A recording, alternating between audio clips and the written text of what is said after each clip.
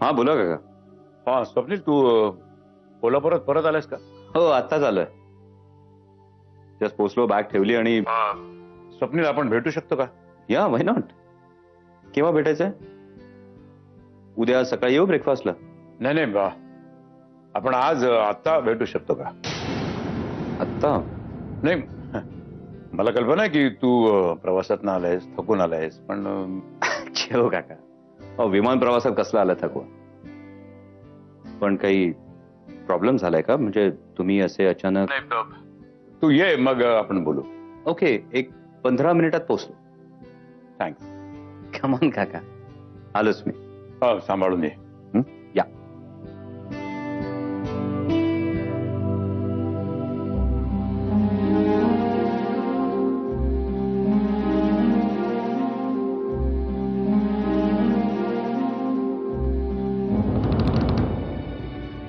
त्या दिवशी स्वप्नीलच्या ऑफिसमध्ये मला असं अचानक बघूनही तुम्ही चेहऱ्यावरची रेष हलू दिली नाहीत. कौतुक करावंसं वाटतं तुमचं. मी पोकर खूप खेळतो. हातात कितीही चांगले पत्ते असले तरी चेहऱ्यावर आनंद दिसू देत नाही.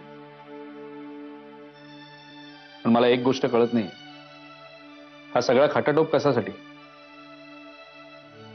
स्वप्नीलच्या ऑफिसमध्ये नोकरी करून तुम्ही साध्य काय करणार आहात? तुम्ही जर माझ्या जागी असतात तर तुम्ही काय केलं असतं? मी जर तुमच्या जागी असतो तर सगळ्यात आधी मी माझ्या बायकोशी प्रतारणाच केली नसते. ती तुम्ही केलीत असं आपण गृहीत धरूया. तुमची बायको तुम्हाला सोडून गेली, आता ती तिच्या वडिलांकडे राहते आणि आता तिच्या आयुष्यात एक पुरुष येतो, एक असा पुरुष जो सर्वार्थानं परिपूर्ण आहे. अशा परिस्थितीत तुम्ही काय केलं असतं?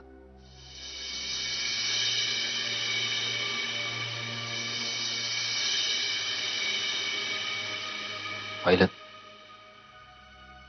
या प्रश्नाचं उत्तर इतकं सोपं नाहीये.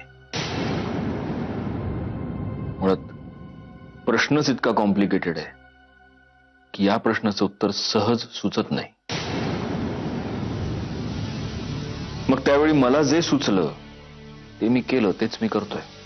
पण मला अजूनही कळलेलं नाही, या सगळ्यांना तुम्ही मिळवणार काय आहात? कसं आहे काका, स्वप्नील खूप चांगला माणूस आहे. म्हणजे आम्ही दोघं जर या परिस्थितीत भेटलो नसतो तर तो माझा खूप चांगला मित्र झाला असता.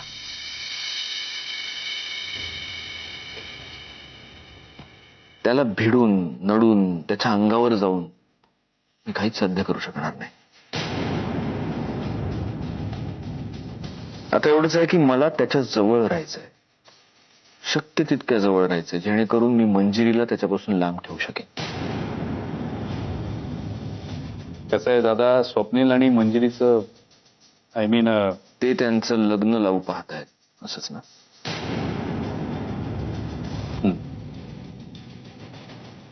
पण दादा अजून स्वप्नीलशी बोलला नाही, तो मंजिरीशी सुद्धा बोलला नाहीये. पण कधी कधी मला असं वाटतं की तो स्वप्नीलशी बोलला तर खूप बरं होईल. म्हणजे स्वप्नीलला मंजिरीमध्ये काही इंटरेस्ट नाहीये हे एकदा कळेल आणि त्याला इंटरेस्ट आहे.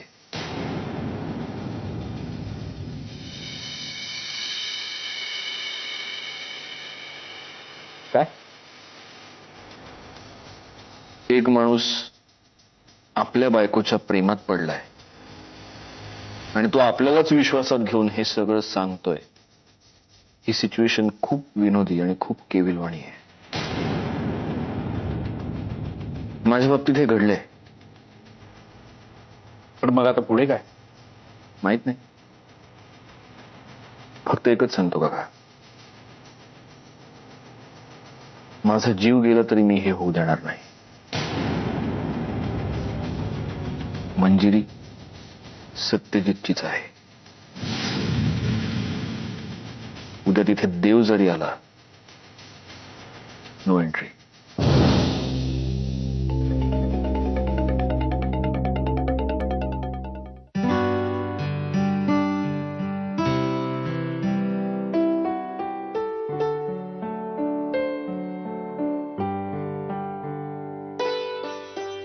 अरे तू तू नागपूरला होतास ना? आता तासाभरापूर्वी झालो. मग कसा झाला कार्यक्रम? आम्ही साड्या खरेदी करायच्या ना? तुम्हा बायकांना ना निमित्तच लागतं साड्यांची खरेदी करायला. वेल, पण माझ्या लग्नासाठी करणार असशील तर सॉरी, इतक्यात नाही. का? मुलगी आवडली नाही का? उत्तम मैत्री झाली आमची. हुशार आहे ते, डेफिनेटली हुशार. अरे मग प्रॉब्लेम काय? की हुशार बायको नकोय तुला? तू उठ म्हटलं की उठणारी आणि बस म्हटलं की बसणारी हवी. अगदी बरोबर आहे तुझं. लग्नानंतर उठ म्हटलं की उठावं लागतं, बस म्हटलं की बसावं लागतं. पण बायकांना नाही, नवऱ्यांना. आणि ते करण्याची माझी आनंदानं तयारी आहे. फक्त जिच्यासाठी ते करावं ती कुणीतरी स्पेशल हवी ना. ओ, बघूया मिळेल कोणीतरी स्पेशल. मिळाली. कुठे? आय मीन मिळेलच ना कुणीतरी. आणि कुठे म्हणशील तर पृथ्वीवरच. कारण आपल्या देशाने मंगळावर जे यान पाठवलंय ना, ते रिसर्च करण्यासाठी, माझ्यासाठी मुलगी शोधायला नाही. स्वप्नील, अरे Swapnil, at your service. Sorry मी तुला अर्जंटली इकडे बोलून घेतलं, पण चल जरा आपण आज जाऊन बोलूया. आतमध्ये कशाला? तुम्ही बसा ना इथे, मी कॉफी आणते तुमच्यासाठी. नाही ते कॉफीचं बघ तू, पण आम्ही आताच बसतो.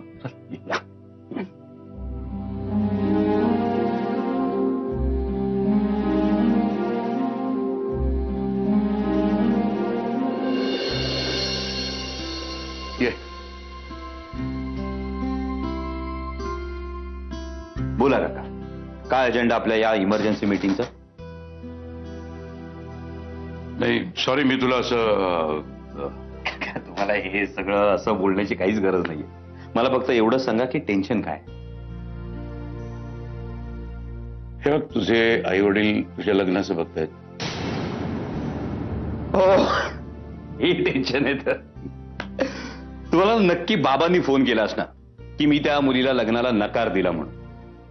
सांगतो, आई त्यांच्या कणपटीला बसली असणार म्हणून बाबांनी तुम्हाला फोन केला. काका, ती मुलगी मला. नाही नाही नाही, तसं नाही. म्हणजे मला फोन नाही कोणाचा आला. फोन आला नाही? मग तुम्ही. नाही म्हणजे मला तुझ्याशी वेगळ्याच विषयावरती बोलायचंय. हे बघ, आढेवेढे न घेता मी तुला डायरेक्टच विचारतो. तू सुद्धा प्रामाणिकपणे उत्तर दे. म्हणजे उत्तर द्यायला तुला जर वेळ हवा असेल तर मला तसं सांग. प्लीज प्लीज, हा सस्पेन्स एवढा वाढवू नका. जे तुम्हाला बोलायचं ते स्पष्ट बोला ना. आणि तसंही तुमच्या कुठल्याही बोलण्याचं मला वाईट वाटणं शक्यच नाही.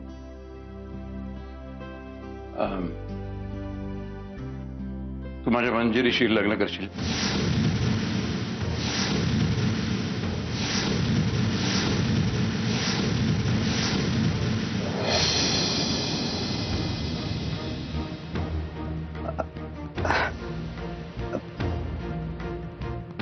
तुम्ही मला मंजिरीशी लग्न करण्याबद्दल विचारताय?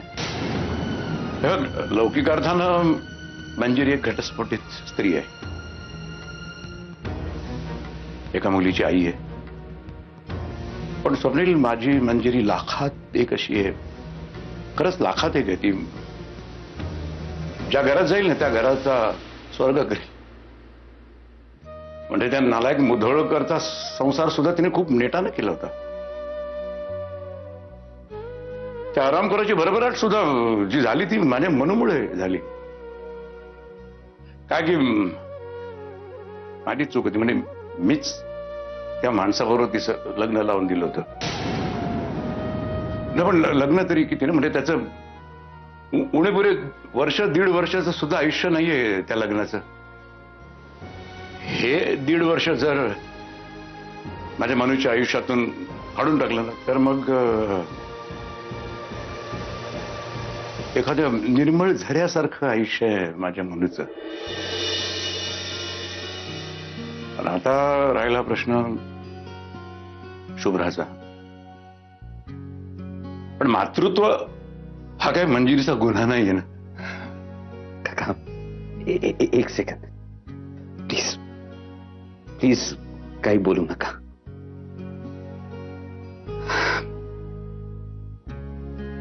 तुम्ही मला मंजिरीशी लग्न करण्याबद्दल विचारताय. पण हे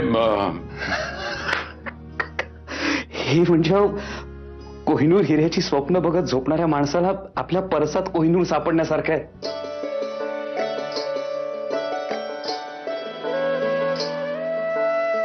म्हणजे हो, मंजिरी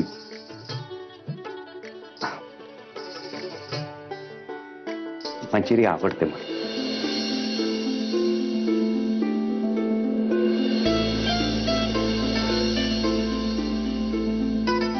काय? हो,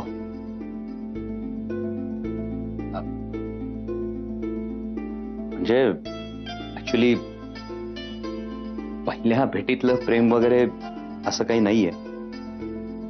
पण पण हो, मंजिरी मला आवडू लागली. सारखा मनात हाच विचार यायला लागला की तिचं लग्न झालं नसतं तर किती बरं झालं. नाही अरे त्या लग्नाचा काही विशेष नाहीये. म्हणजे हे तिचा लवकर घटस्फोट सुद्धा होईल ना. नाही काका, मंजिरी घटस्फोटीत आहे याच्याशी मला काहीच देणं घेणं नाही. आणि नाही ती एका मुलीची आई आहे याच्याशी.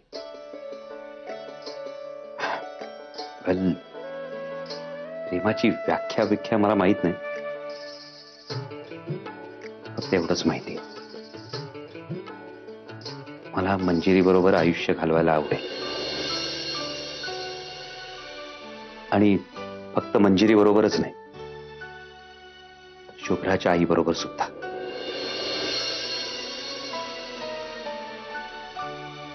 Oh my God. My God, me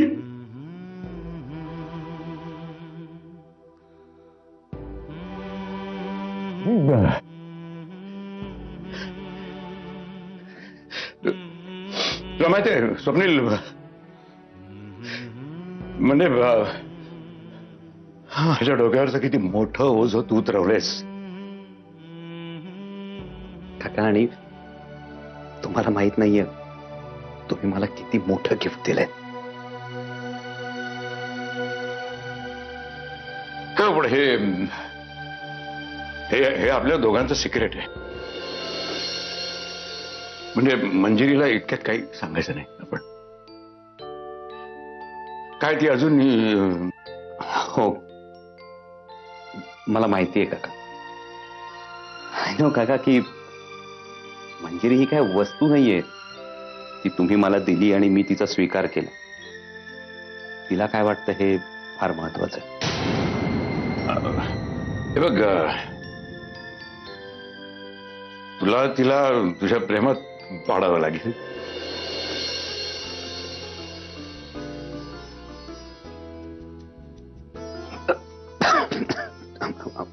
sorry. Actually काका, हे प्रेमात वगैरे कसं पाडता येतं हे काही खरंच माहित नाही मला. हो, पण एवढं मात्र नक्की की योग्य वेळ आल्यानंतर मला तिच्याबद्दल काय वाटतं हे मी मंजिरीला नक्की सांगेन. पुढचा निर्णय तिने घ्यायचा. मंजिरी योग्य निर्णयच घेईल. म्हणजे जावाय बापू खुश आहे. मी खुश. काका, खूप गोड वाटली हाक. पण पेशन्स ठेवायला लागेल आपल्या दोघांना. येस, येतो.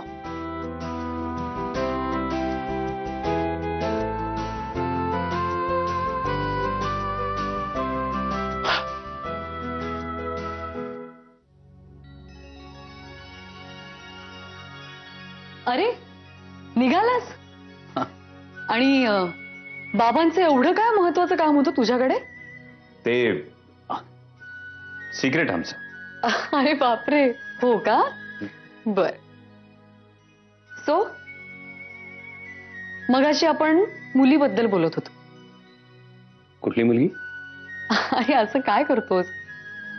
कांदे पोहे, पाहण्याचा कार्यक्रम, नागपूर, आठवलं ना? हा, हा. एक हुशार मैत्रीण मिळाली, that's it. अरे हो, पण हुशार मैत्रीण फार तर फोनवर किंवा भेटून 4 हुशारीच्या गप्पा मारेल, संसार करणार नाही ना. त्याबद्दल काय विचार केलास? नाहीतर थांब, मी आत्ता काका काकूंना फोन करते आणि त्यांना सांगते तुम्ही इथे या आणि मुलगी बघायला लागा. नाही, नको. कुठेही शोधायला जायची गरज नाहीये. ती मुलगी मला सापडली. मगाशी सुद्धा तू हेच म्हणालास आणि सापडली म्हणजे सापडली, भेटलोय आम्ही. गुड, म्हणजे तू ओळखतोस तिला. हो, अरे पण कधी बोललास की नाही तिच्याशी? अनेकदा. अरे मग मागणी का घालत नाहीस तिला सरळ?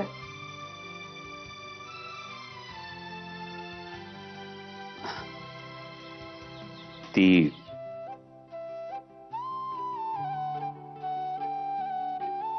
ती मॅरिड आहे.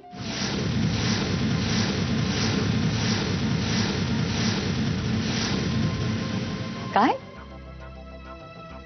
नील, अरे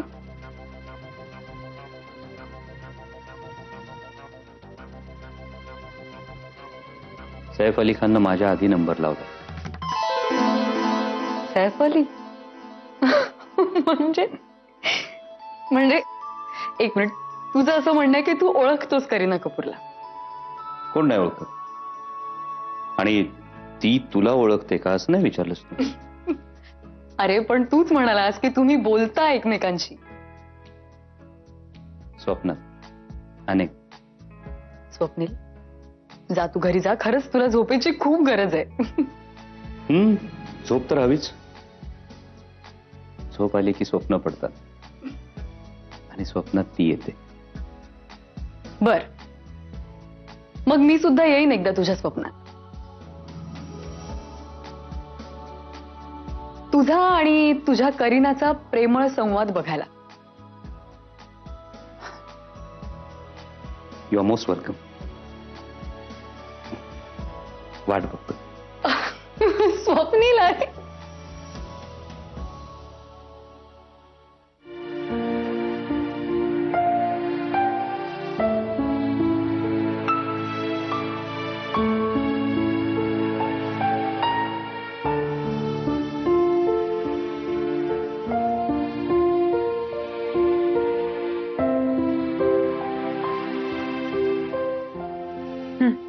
बोला. आठवण आली म्हणून सहज फोन केला. मी तशी तुझी आठवण प्रत्येक क्षणाला येते, पण आज कसे आहात? उत्तम आहे. माझी बायको मला सोडून गेली. पौर्णिमेचा चंद्र दिसावा तसं कधीतरी मुलीचं दर्शन होतं. आयुष्याची भयंकर फरफट चालली, पण बाकी मी उत्तम आहे.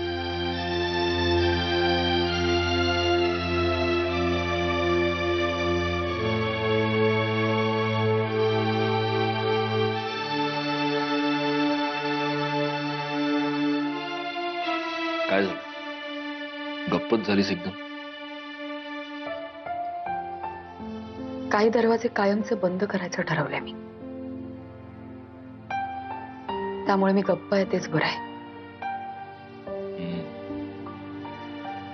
मी सुद्धा काही दरवाजे बंद करूनच जगतोय. पण आज काय झालं? आज कोणाशी तरी बोलता बोलता तुझा विषय निघाला, आठवणी निघाल्या. आणि आठवणींचं पावसासारखं असतं. आधी रिपरिप सुरू होते, आणि मग बदा बदा कोसळायला लागतं.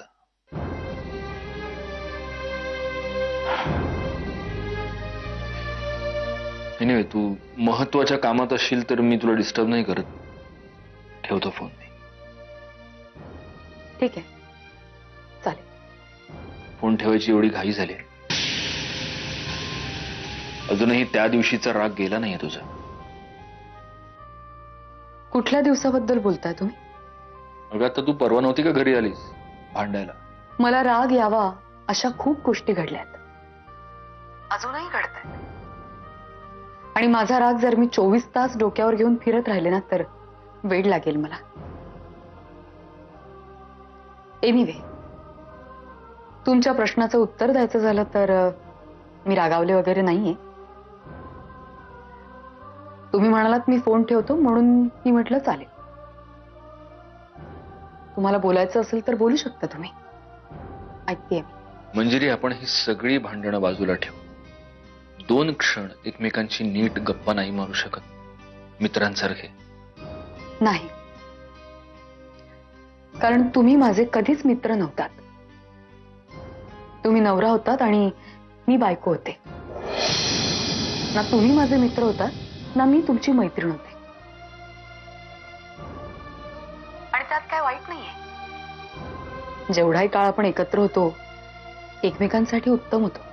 आजही आहोत, पुढेही असू, जर तुम्हाला आणखीन एक संधी दिलीस तर.